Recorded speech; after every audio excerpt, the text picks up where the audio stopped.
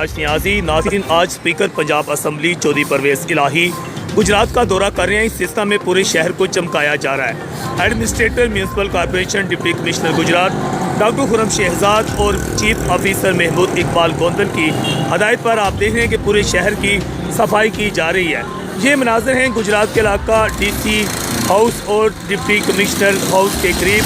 आप देखेंगे थाना सिविल लाइन के सामने और ख़ास तौर पर ये हम आपको दिखा रहे हैं कि DPO गुजरात जो है इनकी रहायशगाह के बाहर भी सफाई के बेहतरीन इंतजाम किए जा रहे हैं।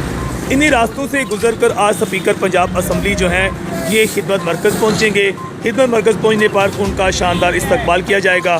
ताहम इससे पहले पूरे शहर में आप देख रहे हैं कि सफाई के बेहतरीन इंतजाम किए गए हैं, जो कि administrator municipal corporation doctor Khurram Shahzad और चीफ ऑफिसर महमूद इकबाल गोंदल की हिदायत पर किए गए हैं। मज़ीद खबरों और अपडेट्स के लिए लिंक विजिट कीजिए www.facebook.com/shan news hd। देखते रहिए शान न्यूज़ HD।